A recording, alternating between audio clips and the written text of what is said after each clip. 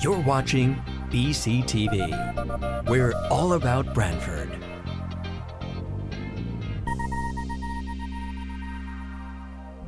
You're watching BCTV, Branford Government Television, a service of Branford Community Television. This program is brought to you in part through the support of the town of Branford. Okay, we're going to get started. The regular meeting, Town of Branford Board of Finance for August 26, 2024. First on the agenda, I'd like to welcome our new board member, Deborah Conklin. Welcome. Welcome. Okay, thanks for participating. Second on the agenda is to approve the minutes of the June 24th meeting.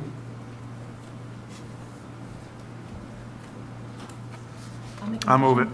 Make a motion by Pam. I'll second it. Jeff seconded it. Is there discussion? All in favor? Aye. Aye. Thank you. Number 3 is citizens communications. Is there anyone from the audience who'd like to address any agenda items on tonight's meeting? You're welcome to do it now.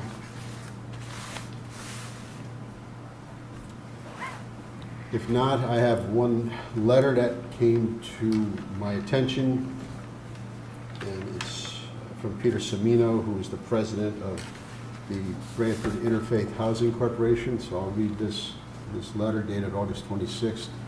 Dear Mr. Mooney, I have been directed by the Board of Directors of the Branford Interfaith Housing Corporation, BRIC, to ask the Board of Finance to consider awarding ARPA funding to BRIC to meet some of the financial challenges of our affordable housing site located at 146 to 190 Ivy Street in Branford.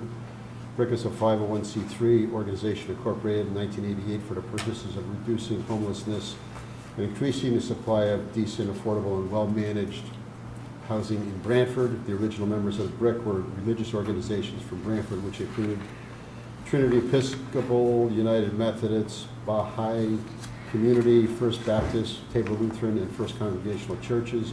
Membership is limited to religious or community organizations. The board of directors is composed of 2 persons from each organization, with the president, vice president, secretary, and treasurer as officers.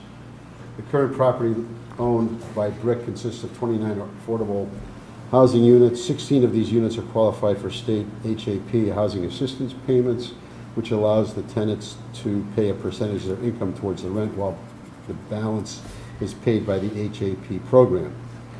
BRIC is connected to the Connecticut Housing Finance Authority's CHFA because of its past funding towards the preservation, construction, and rehabilitation of the 29 units. CHFA considers the Apartments and Affordable Housing Program, where all of the operating expenses are paid from the collected rents of the units. There are currently no outstanding loans with CHFA. As a affordable housing program, CHFA requires compliance reports, which include audited financial statements, annual budgets, interim quarterly statements of operation, insurance requirements, replacement, maintenance, and reserve requirements, and tenant profile submissions. BRIC has a long-term relationship with the property management, had a long-term relationship with a property management company until the board decided not to renew the contract. Under that prior property management company, their leadership, the company fell behind on submitting reports to the state financial records. Financial audits were late, maintenance of both the exterior and interior of the building diminished, fire losses to 3 units, and delays in repairs causing long-term vacancies, which affected receipts of operating income. The company also fell behind on rent collection and failed to request rent increases for the 16 subsidized unit, which has an impact on operating income. Monthly reports to the board were not submitted consistently, and a general lack of communication prompted the board to move forward with a new company. BRIC engaged Jeff Dow from Dow Realty Company to assume the management of the site. During this transition period, we learned from the property insurance agent that the insurance carrier was no longer willing to insure the property due to the number of losses. Finding a new carrier provided to be a challenge. Anderson Cross Insurance worked to find a carrier willing to offer us a policy. After A 3-month search. A policy was secured, but with a premium 3 times the amount of the previous policy. Dow Realty is working diligently in collecting rents and addressing the various external and interior repairs necessary to keep the site in good condition. We have identified several areas of concern that ARPA funding would help us resolve. 1, electrical service for the site needs to be upgraded. This was known to the previous management company, but funds were not available. 2, overgrown bushes and trees require extensive care. And 3, parking areas and internal roads require patching and replacement. Your consideration in awarding BRIC ARPA funding is greatly appreciated. Respectfully, Peter Semino, President. Okay, that'll be part of the record. Number 4 is to hear presentation from GYL Financial Synergies with regards to the performance of the town of Branford's police pension plan for the quarter ended June 30th, 2024. We're also here about the other post-employment benefits and the volunteer fire incentive plan and the coastal resiliency fund. Welcome, Michael. Okay. Good evening, all. Nice to see you. We will follow our usual routine where we go through our acronym. I was requested after the last meeting to make it a little bit briefer, so I've done so and cut that back a little bit. But we have, and then we'll go through performance and the rebalancing. So the acronym for the quarter is RIVER, and starting with rates. As everyone's well aware, just about everyone is an armchair Fed watcher these days, and in all likelihood, we are going to see a 25 basis point rate cut next month. We don't anticipate that there'll be a 50 basis point cut, and in fact, we think that probably wouldn't be well received by the market. But as it relates to the pension and the OPEB in particular, the decision that this board made back in the spring and late last year to add dollars to fixed income, as well as lengthen the duration of the OPEB to more closely match the liability in the short run, has paid off quite handsomely. Just to put it in perspective, at the end of the second quarter, yields on the 10-year Treasury closed at 4.48%. And today they closed at 3.82%, so about a 15% decline in rates. So not only did we lock in some of those higher rates, but we've seen nice appreciation from the bond portfolio in that short period of time. The I is for inflation. Inflation peaked at 9.1% in June of 2022. In the most recent reading, we finally broke below that 3 level and came in at 2.9% for the headline number. So we're getting closer and closer to that kind of magic 2% that the Fed is looking for its long-term average. That's the good news. The bad news continues to be that declining inflation does not mean declining prices. And so a lot of folks do continue to struggle, especially as food prices have been stubbornly high. And broadly across the economy, prices are still about 20% higher than they were pre-COVID. Moving on to the V is for volatility.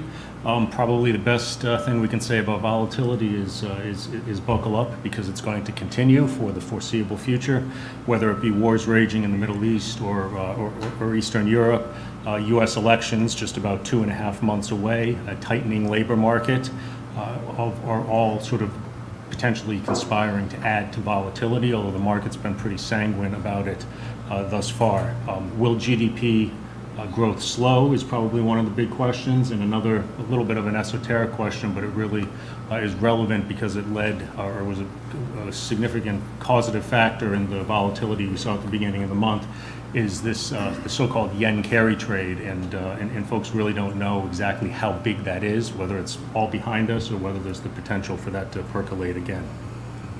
The E is for economic output, or GDP. That continues to be surprisingly strong. We had a 1.4% number for Q4 of 23, followed by, a 3.4% for Q4 of 23, followed by 1.4 in Q1 of 24, and then Q2 of 24 bounced back up nicely, more so than folks had anticipated, up to 2.8%. So still, from a GDP basis, the economy is still growing at a decent clip, and nothing to indicate that that we're in any sort of recession. Lastly, the R is for rotation. As we're all well aware, the market has had very narrow leadership over the past several years, the Magnificent Seven, the Googles and the Amazons, et cetera, and the NVIDIAs of the world. One thing that's interesting that's happened in August is, in addition to the big decline we had at the beginning of August, which the market very quickly recovered from, market breadth, or the amount of companies that are moving upward, has really expanded, and that's significant, and that's a potentially positive data point, where we had very narrow leadership amongst those big tech names. What's happened is that it's kind of broadened out with anticipation of lower rates, which tend to be or disproportionately benefit smaller companies, as well as we've seen just the overall breadth of the market. For instance, just two statistics that are noteworthy. On August 8th, there were 11 times as many positives as there were negatives in the broad market, and then about a week and a half later, on August 19th, 90% of multi-cap equities were trading above their 10-day moving average. And now, so if you're kind of a statistician or a watcher of the technical aspects of the market, those are positive signs. So on balance, although we certainly have a lot of volatility headed towards us, and although the unemployment rate has been creeping up, it is still low by historic standards, and the economy continues to move along at a reasonable pace. So with that, let's move on to tab 2 in your book, please. We'll start with the police pension, and I'd like to start on page 5.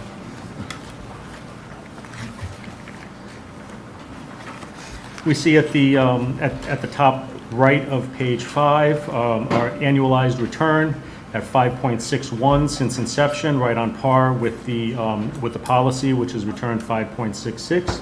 That's come with about 7% less volatility, as indicated by the portfolio beta, and that leads to a positive alpha, or value added, at 0.03. In dollars and cents, that translates to a beginning market value on 4/1/03 of $8.3 million. Since that time, there have been net outflows of just under $1.5 million, and returns of $22.42 million, bringing us to the ending value of $29,241,000. Since the end of the quarter, the annual contribution has been made, as well as there having been some nice appreciation in the markets. So total value of the plan has increased by $2.7 million, of which approximately 1.4 of that has been from market movement. And so the value as of Friday's close was $31,682,000. If we turn back to page 2, you can see performance. For the quarter, we were up 0.5% or 51 basis points, slightly ahead of the policy, which returned 43 basis points. For the trailing 1 year, the return was at 9.2%. And we can see for the 3, 5, and 10-year returns consistent with the underlying benchmark. In terms of rebalancing, and you all have 4 spreadsheets that I handed out in front of you. These are values as of the close on Friday. And as we always do, we met with the finance director to discuss the current allocation as well as rebalancing. And you can see, just if you focus in on the gray lines on the Town of Branford Police reallocation, you can see fixed income is currently at 50.6% of the portfolio versus a policy of 52%. Equities at 45.1% versus a policy of 45%, and cash at 4.3% versus a policy of 3%.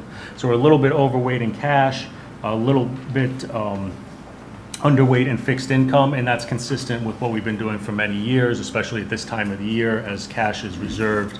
A big chunk of cash is reserved at the beginning of the fiscal year for benefit payments throughout the fiscal year. So no rebalancing recommended for the police pension this evening.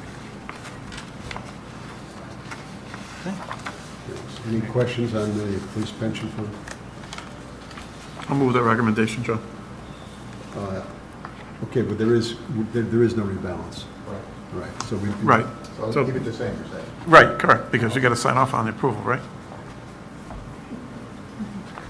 We usually don't, but. Okay, sorry, I'll take it back. Yeah, it's only if we're doing something that we. Okay. So that's all right. Okay, so moving on to tab 3, page 6, the OPEB.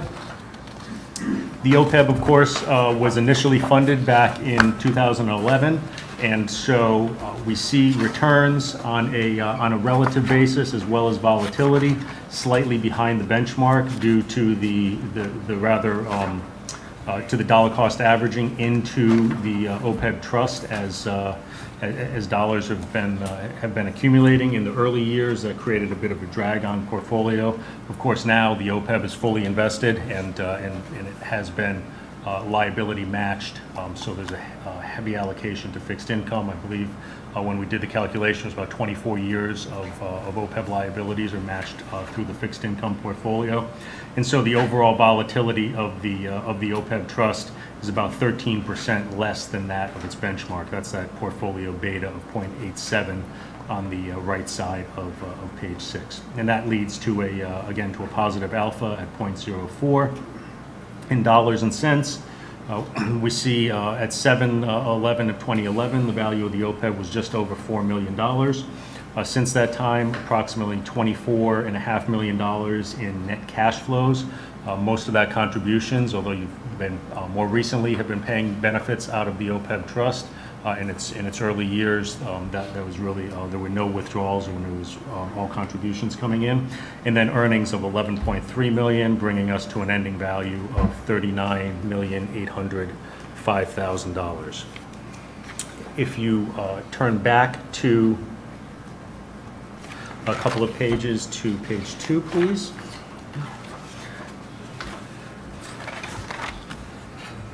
We can see the performance of the OPEB basically unchanged, slightly negative, down 2 basis points for the quarter, owing to the higher allocation to fixed income when rates were spiking a little bit during the second quarter. And for the trailing 1 year, return at 6.91%, on par with its benchmark, which returned 6.96%. And continuing with 3, 5, 10-year, and since inception number performance consistent with the underlying benchmark. Overall, being passively managed with the exception of fixed income, the portfolio continues to perform consistent with its benchmark, and the current allocation, or the current target allocation, just about 30% equities, 70% fixed income.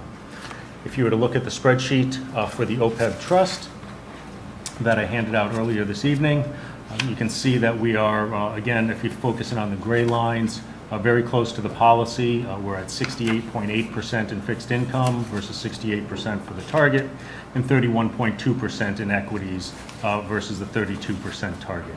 So again, no recommendation to rebalance the OPEB. And then lastly, since the end of the quarter, we've seen about $1.9 million in growth, and so the value of the OPEB as of Friday's close was $41,460,000. So that 1.9 has been appreciation? Yes, primarily, a little bit from the equities, but primarily from the bonds. Questions on OPEB trust?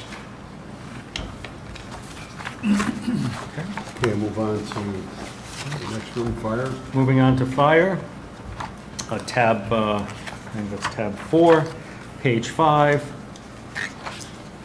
Similar to the pension, of course, similar asset allocation to the pension, just the difference is because of the smaller dollar amounts, we are in a bond index fund rather than a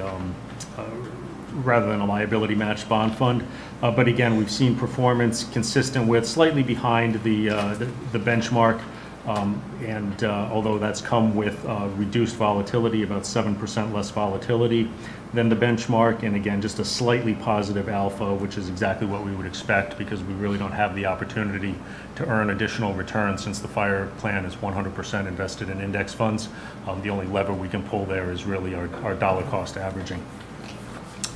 You can see back on page 2, the return for the quarter was 0.93%, and the return for the trailing 1 year at 10.68%. A little bit of performance lag from both equities as well as fixed income, as well as the high yield fixed income, owing primarily just to the movement of dollars into the plan and a little bit of cash drag when the market was running up, combined with the fact that small fees, but fees nonetheless on the index funds. Since the end of the quarter, The fire plan has appreciated by approximately $77,000, $77,129. There have been $40,000 in contributions, so the total value increase is just about $108,000. And the value of the fire pension as of Friday's close, $1,831,000. We are going to recommend a rebalance of the fire pension today. There is about $40,000 in excess cash, and since very small outflows, we think it makes sense to put that cash to work. So I do recommend action on a full rebalance of the fire pension this evening. So we want to move that? I'll move it. Harry? I'll second it. Seconded by Jeff. Discussion? All in favor? Aye. Thank you. Okay, and lastly, turning to tab 5, please. We'll look at the Coastal Resiliency Fund. A much shorter history here, of course. It was first funded in 10 of 21. I'm on page 4 of tab 5. And just as a reminder for the Board of Finance members, as well as for Ms. Conklin, the new member, there are statutory limitations as to how this pool of assets is invested, so it's much more heavily invested in fixed income. That created a drag early on, especially in when we saw in 2022 when rates came up dramatically and we had some tough negative quarters because of that heavy fixed income allocation. That has reversed itself, and we're actually just about doubling the benchmark since inception, albeit these are still relatively small numbers, but the return at 1.44% versus the policy return at 0.72%. Led to a total return over that time period of 4% versus 2% versus the benchmark. And that's come with about 11% less volatility. So again, we have a nice positive alpha or risk-adjusted return for the Coastal Resiliency Fund.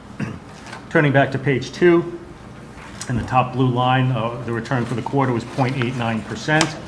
For the trailing 1 year, it's 7.9%, and mentioned earlier, 1.44% since inception. Since the end of the quarter, we've also seen appreciation in the CRF, and in addition to that, there was a contribution made. So a contribution of approximately $310,000, and then growth of $88,700, and then our ending value as of Friday was $2,970,000. Again, looking at the rebalancing spreadsheet.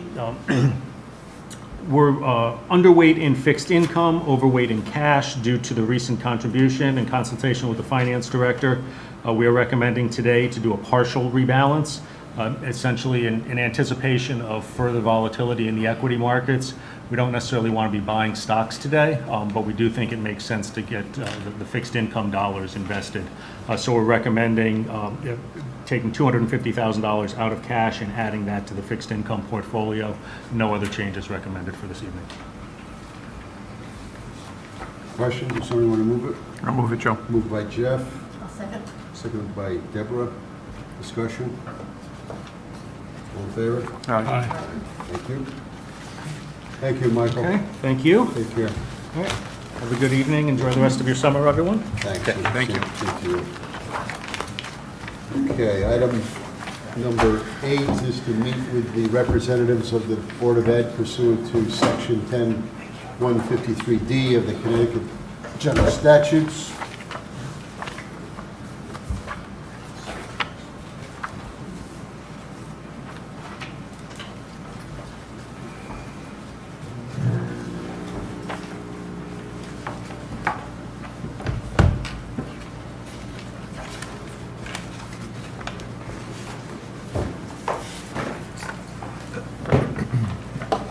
Good evening. I must out on him, that's all. How are you? There you go.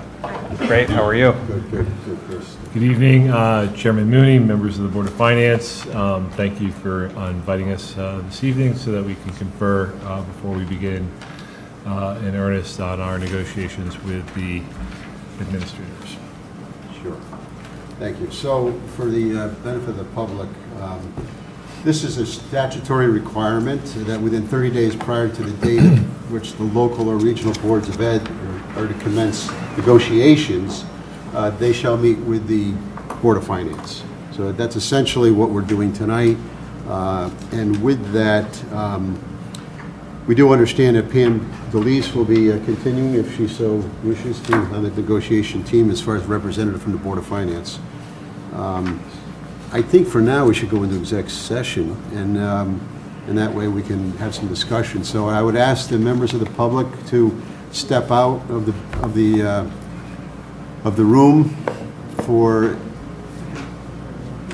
a few minutes while we conduct a executive session, and they need to stop the recording as well. You gotta have a vote. So,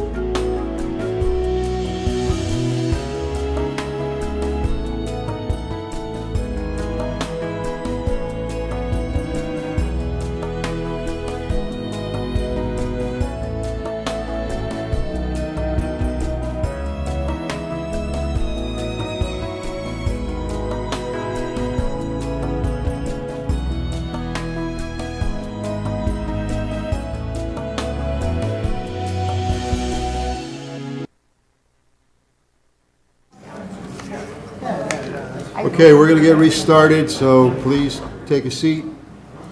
And to report that we went into executive session and then voted to come out of executive session. Alex, please sit down. Doctor. Thank you. Number 10 is to hear a request from Corcoran Sunquist Post 83 of the American Legion for ARPA funds to offset lost income opportunities due to the pandemic. Good evening. Good evening. Mr. Masada, welcome. Thank you. And on behalf of Corcoran Sunquist, Post 83 of the American Legion, thank you for hearing our request. For those of you who don't know, my name is Ed Masada. I'm currently the adjutant over at Post 83. You guys got the request that we put in. Basically, looking at what the American Rescue Plan Act guidelines was, one of the items that they pointed out was that it was for building strong and resilient and equitable recovery and making investments in long-term growth and opportunity, but also providing lost income due to what happened during COVID. Some of you may have noticed driving by the post, we're coming to a state of disrepair. And the problem, well, the reason we're not able to address it is because of lack of funding. Our funding was driven by hall rentals during the month, which was a substantial income for us, and we were able to take that and make repairs as necessary in addition to our other operating costs. Since COVID struck, we've gone down, let's say, exponentially. Rentals are very minimal now based on that. Prior to COVID, we were doing just about weekly rentals. It was a very vibrant organization that we were able to rent weekly. And in addition to weekend events, we were also having clubs and organizations would come in and also rent the post. And unfortunately, during COVID, a lot of these clubs and groups were pretty much wiped out. They just ceased to exist. So we looked at what was available to try to get some assistance through the ARPA funding, and made our request as such. Okay, so we all received a letter from Don Lagonas, who was the commander for Langley, yes, he's the acting commander. Yes, and Ed's come here to make the presentation. The thought for tonight is to have a conversation and to not take any specific action, but maybe consider it for a future meeting. And the request that was attached had a paving project I'm all set. For approximately $88,000 because you are tax exempt. Yes. So $88,000 for a project for paving, and then for siding was also a substantial dollar amount. Approximately 40,000 we're looking for. 40,000. 40,000? Yes. Initially, the quote was for 24, but as I explained in the letter, we kind of misquoted on that and didn't look at the inside of the building. We were just looking at the outside of the building.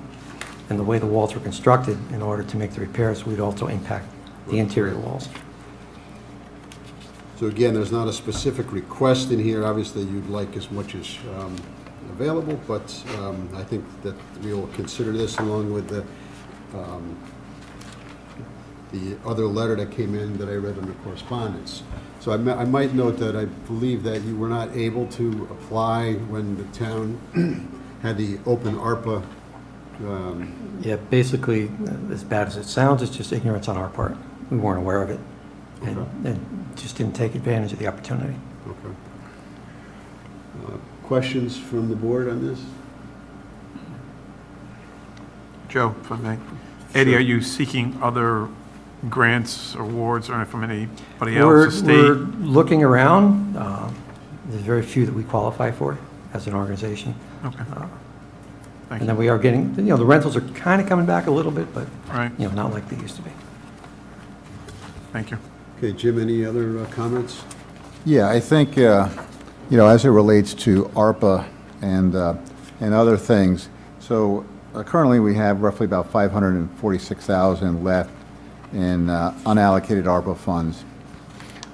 It's hard to believe it's already been a couple years of this. And when we first started, you know, we were updating the board and others about the regulations, and essentially that dollars either have to be spent or committed through a contract or encumbrance purchase order by the end of December. And so one of the things that we'll be looking at hopefully in the next month is, you know, what is our plan for these other ARPA dollars? And, you know, good candidates, in my opinion, would be projects that, you know, maybe we have a bond authorization for, so we could actually reduce the amount of money that we borrow, and then link that to some of the other needs of the town, and probably would be good to discuss that post audit presentation, and then in terms of what our plan is for potentially closing out the ARPA year. Thanks, Jim. Okay. Thanks, Eddie. We'll get back to you. Thank you for your consideration. Okay, thank you. Okay, next is item number 11, to consider and if appropriate pursuant to section 42-1 of the town code, provide a favorable review of a multi-year contract for in-car camera systems with AXON for the police services fleet. The Board of Selectmen unanimously approved a bid waiver request on July 24th, pending the Board of Finance review. Welcome, Chief. Good evening, everyone. This is a multi-year contract. It's with Axon as the provider of our current body cameras, and this contract will address the needs of our fleet pursuant to state law and our policies. We have to maintain in-car camera systems in all marked vehicles. This will merge into our existing system of evidence.com. That's a platform in the cloud that manages all our files and allows us to share them with our courts and other law enforcement partners, as well as address FOI requests digitally. The 5-year contract is just shy of $300,000, and this has been approved through the Board of Selectmen. It was a price quote that was lower than multiple state contracts that we reviewed, and we are very comfortable with their product, and looks like we'll be with them for many more years. Thanks, Chief. Questions on this request? If not, I will read I'll move it. resolution pursuant to section 42-1 of the Code of the Town of Branford. The Board of Finance recommends that the Board of Selectmen approve a 5-year agreement with Axon Enterprises Incorporated for in-car camera systems and data cloud services for the police department. I'll move it. Moved by Harry. Second. Seconded by Victor. Discussion? All in favor? Aye. Aye.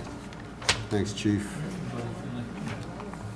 Next is to consider and, if appropriate, approve the following transfer requests from the police services for 2024. From regular wages and salary, $78,266. Purchase services, $4,002. Equipment, $727, for a total of $82,995. Transferring into school guards, $136. Overtime, $72,344. Professional development, $57.86. Communications, $39.53. Furniture and fixtures, $727, and meals, $49. Chief has provided us with a letter and explaining some of the categories. Anything else you'd like to provide, Chief? Basically, just the larger one is the overtime. Unfortunately, the vast majority of all of that, at least north of 60%, is staffing replacement.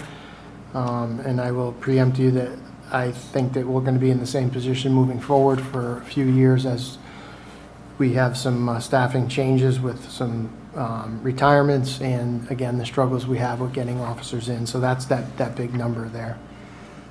Okay, the good thing is it's within your budget, so that's a good thing. I hope to continue that trend. Yes, yes. Questions? I'll move it, Joe. Moved by Jeff. Second by Pam. Discussion? All in favor? Aye. Thanks, Chief. All right, good evening, thank you. Take care. Next, item number 13, to consider if appropriate approve a transfer request from the counseling center for the following 2024 from property liability into purchase services. We have a letter from, That was the one we were going to pull. pardon? We're going to pull that. Oh, you're going to pull that one because That was, it's not needed. It's not needed. Okay, I like that one. Okay. Item number 14, to consider and if appropriate approve a transfer request from the building department for fiscal '24 from contingency $14,724 from uniform clothing $278, office supplies $387 for a total of $15,389. Transferring into regular wages and salaries $57.61, overtime $237. Accumulated sick, $2,711, and consulting services, $6680. Jim, what's our contingency balance? $1,218,006. Thank you. Welcome, Tony. Good evening, everyone. So if I can address, I think the from is self-explanatory, but the two I'd like to explain where it's going. The regular wages and salaries, overtime, cumulative sick is to cover the exiting of our assistant building official. This is part of his vacation that was due, and cumulative sick time, his payout for leaving the town of Branford. Consulting services was called in to fill the assistant building official's shoes and offer aid to the building department while we were down to just one person at one point. We've since hired a new assistant building official, and he's doing very well, I can say. That's good. Good luck with that. Thank you. Questions on this transfer? I'll move it, Joe. Moved by Jeff. Seconded by Deborah. Discussion?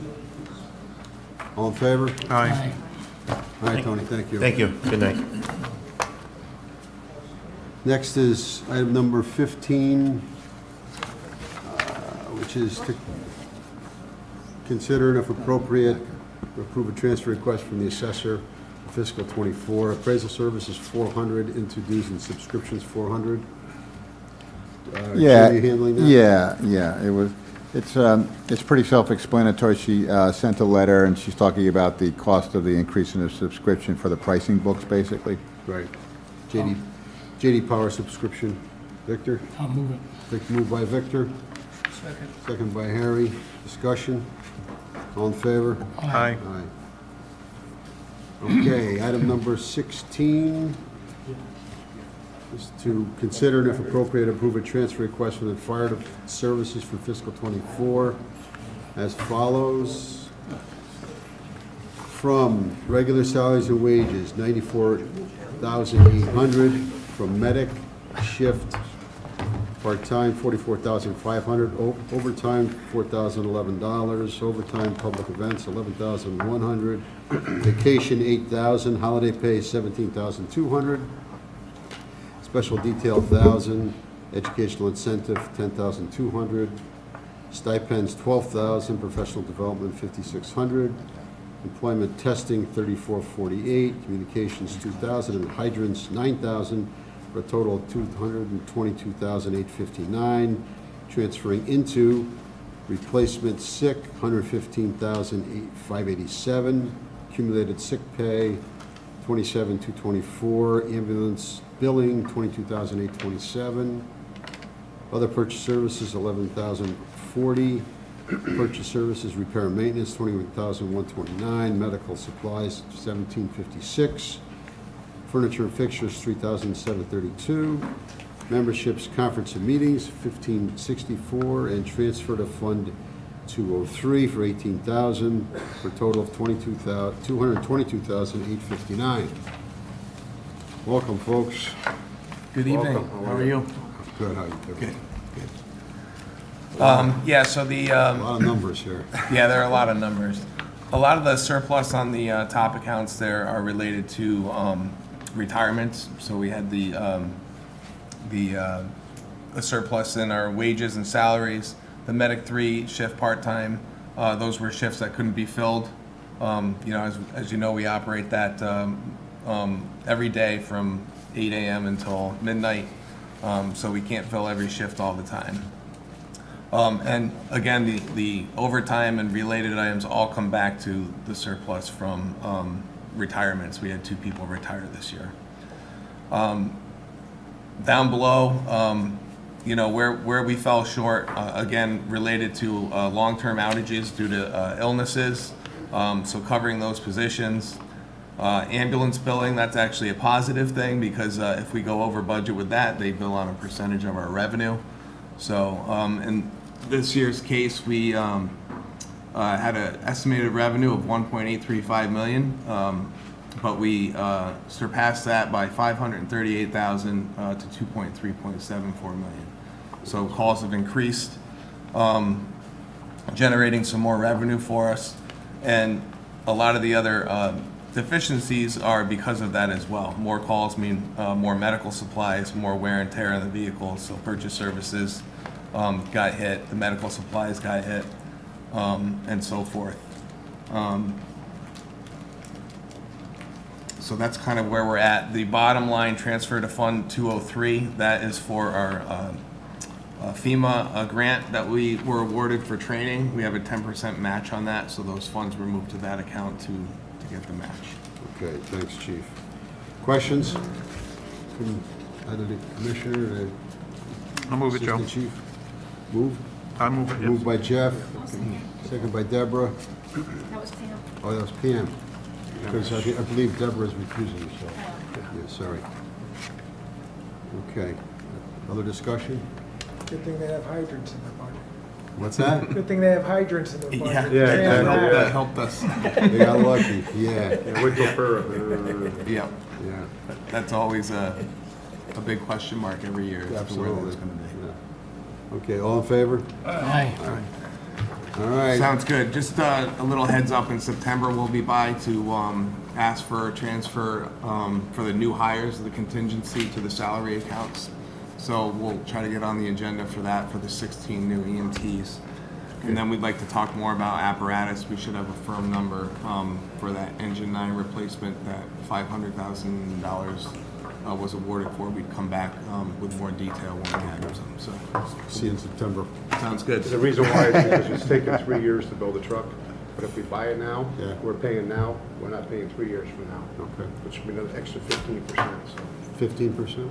yeah, it's 5% every year. Yeah, You yeah. can just put it right in the That's- calendar, it's gonna be gonna 5% be- every that's year the for way it new works. apparatus, so, Okay. yep. We'll Okay. have that Thank you. conversation. Thank you. Thank you. all. Have a good evening. Good evening. Okay, next is number 17, to consider request, and if appropriate, approve a transfer for solid waste and recycling for 2024 from regular salaries and wages, $10,557 into accumulated sick, $10,557. Welcome, Tyler. Hi, everyone. So this transfer is directly due to a longstanding employee of the transfer station retiring. We had money in regular wages and salaries to vacancies at the time, and it would be a direct transfer. Okay, questions? Move it. Moved by Harry. Second by Victor. Discussion? All in favor? Aye. All set, thank Thank you. you. Next is item number 18, to consider and if appropriate, approve a transfer request from general government buildings for the 2024 as follows. From wages, regular wages and salaries, $43.63, uniform clothing, $19.67, purchase services, repair and maintenance, $15,413, office supplies, $800, other supplies, $5,957, meals, supplies, $550, equipment, $38.16, furniture and fixtures, $250, memberships, conference and meetings, $1,200, for a total of $34,316.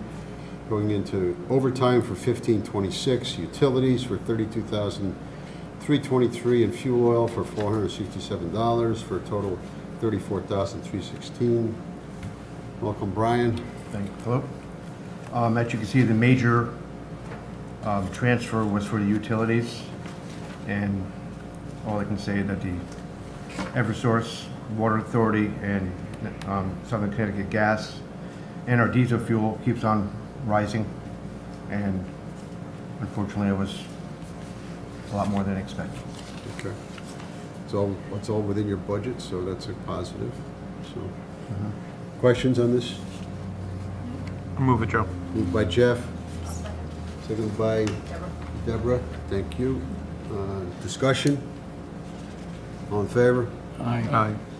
Thank you. Next is to consider and if appropriate, approve a transfer request from Parks and Recreation Department for 2024 as follows. From contingency, $28,829, regular salaries and wages, $12,525, foot park splash pad, $27,400, foot park basketball court renovations, $24,763, and transfer into accumulated sick of $28,829, overtime of $12,175, uniform clothing allowance $350, and foot park playground $52,163. Alex, how are you? Good, how are you, Joe? Good. Hi, everyone. Congratulations, Deb. I sent a letter forward to you. One of the biggest drivers of it was contingency for 28,829 for a sick payout of an employee back in January. Our union lead maintainer had retired, so that's what that sick payout is. And then also on the foot park splash pad and basketball court renovation, I'm reallocating those dollars for a future project at Foot Park Playground for $52,163, just as a placeholder for now. So when I go in October, November to write the grant, we'll be requesting some more of those dollars. The project's close to, it's about $200,000 altogether. So I'll be asking them for an additional $150,000. They've been pretty good over the past 9 years. It's the last big area that we have to redo. Everything else has been pretty much redone down there over the years. So that's just thinking ahead to reallocate those dollars. Okay. Questions on the transfer request? I'll move it, Joe. God bless you. Moved by Jeff. Second by Victor. Discussion? All in favor? Aye. Thank you. Thanks, Alex. Item number 20 is to consider and if appropriate approve a transfer request from Planning and Zoning for the following 2024. Transfer from travel $850 into advertising, printing and binding $850. Jim, you're handling this? Yeah, actually, Harry unfortunately was sick and unable to attend the meeting. I mean, it's a relatively small transfer for the advertising. They had more applications submitted and reviewed during the year according to their statistics. Got it. I see that in the letter. Any questions on this? I'll move it. Moved by Jeff. Second by Harry. Discussion? All in favor? Aye. Okay, thank you. Number 21 is to consider if appropriate approve a transfer request from the tax collector for the following 2024 from regular salaries and wages $1160 and postage $74.17 for a total of $8,577, transferring into overtime $1160, state fees and testing $150, and tax bill printing $7,267 for a total of $8,577. Welcome, Robert. Good evening, everyone. Yes, the transfer request is from within our budget. The overtime request was a shortfall from our transfer that we did in June. It was a timing issue. I thought we had all the numbers covered. The billing and printing and processing, again, we ran over our, we were taking it out of postage. That was for additional letters that we sent out with all of our tax bills this year. Just reminding everyone again that we had a post office box change, which every year we find that we have people who save their envelopes from year to year. They would have gone to the Boston address, and that just creates a mess in trying to find those and creating late charges for them. That was about $1,600 of that. And then the testing was for DMV. That's the process that we use to put what we call put-ons for registrations for folks that are late in paying their taxes, and then releases. So all that is reported into the motor vehicle department. Gotcha. Thanks, Bob. Questions from this transfer request? I'll move it. Moved by Jeff, I'll second. seconded by Pam. Discussion? All in favor? Aye. Thanks, Bob. Thank you. Okay, item number 22, to consider and if appropriate, approve a transfer request from the first selectman for the fiscal '24. First one is from executive from consulting, $1,875, and advertising, $11,115 for a total of $2,990 into seasonal and part-time, and of $2,990. The second request is for Branford Cable TV from contingency, $529, and other supplies, $92, for a total of $621, transferring into seasonal and part-time of $529, and subcontracting of $92 for a total of $621. So those are two transfer requests. Jamie, you got? Yeah, so Joe, under the executive budget, the seasonal part-time help, those positions consist of the positions economic development coordinator as well as the blight officer. The overage is primarily with the, I would say, the blight officer position, who's also at times assists with the zoning and zoning enforcement officer. So that required some additional funding. As you noted, it is all internal. Just quickly go to the Branford Cable Television. You may recall we created a couple budget cycles ago, seasonal and part-time help, which typically are in cameraman Henry Pond is now a part-time employee with the town of Branford, but we've been filming some additional meetings which required additional funds for that. Subcontracting there was a meeting that Henry could not cover, and we therefore utilized an employee of BCTV to film that, and so we're paying them as a subcontractor. Okay. Questions on these two transfers? I'll move it, Joe. Been moved by Jeff, Second. seconded by Harry. Discussion? All in favor? Aye. Thank you. Item number 23 is to consider if appropriate approve a transfer request from the finance director for fiscal '24 for Conservation Commission and for municipal insurance. For conservation from other supplies, $475, transfer into board clerks, $215, membership conference and meetings, $5, purchase services, $255 for a total of $475. Second transfer is for municipal insurance, from property insurance, $23,000 into insurance damage, $23,000. Jim? Sure. Okay, the Conservation Commission is a relatively small transfer. They had what appears to be 2 additional meetings as compared to the prior year. And membership and conference and meetings, just a small amount. The purchase services of $255. The board may recall that what we did in the current year's budget, the new budget, is we basically grouped a lot of their purchase services, grounds maintenance, et cetera, and put them in miscellaneous expenses. It's a little easier for a volunteer commission to manage, and the bulk of their expenditures are really related to one event, which is the Earth Day celebration on the green. So, they'll have like some performers, they'll purchase plants and different things, and if you've ever had a chance to go, if the weather's good, it's not a bad event to attend, but that's pretty much where a lot of their money's spent. Okay, thanks. And municipal insurance is, this sometimes, some years we have money extra in this account, and some years we have to put money into it. There's a variety of damages and deductibles that are covered under this. You know, generally speaking, they involve motor vehicle accidents.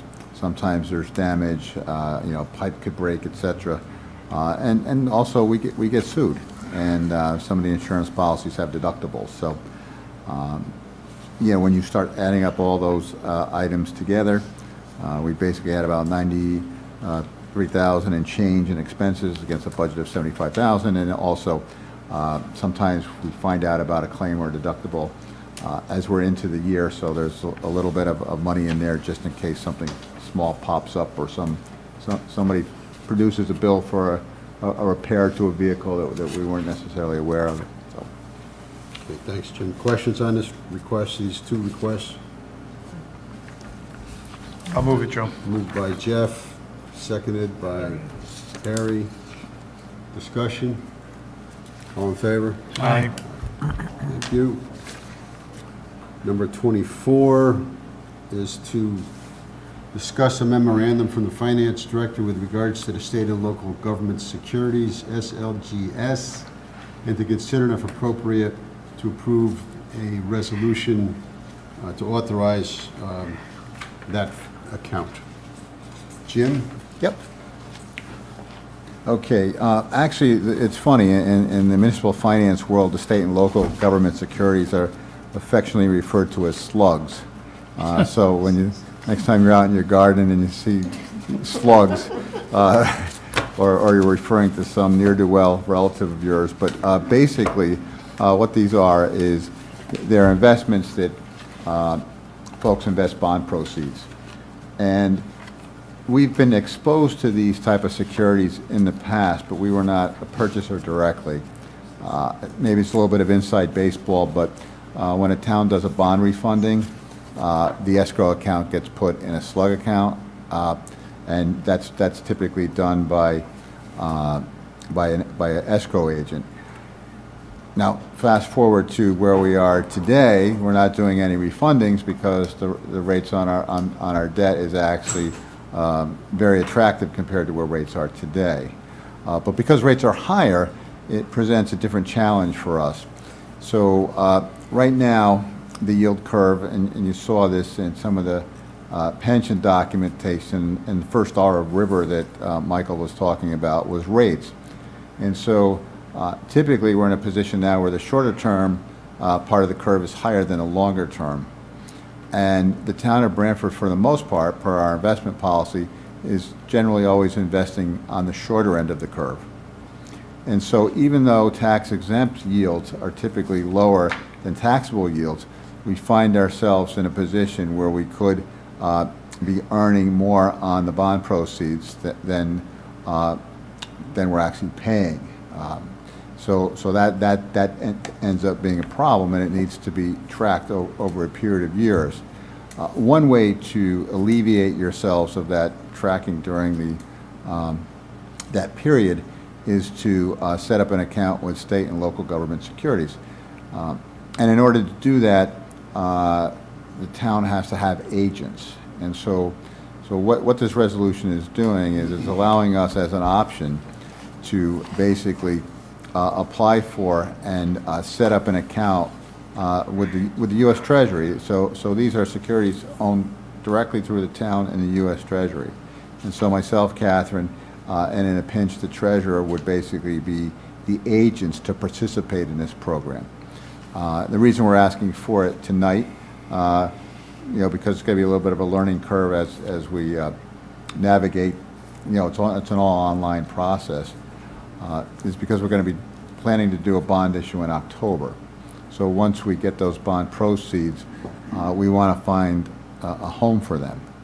And so this is something that typically we wouldn't have considered given where rates were.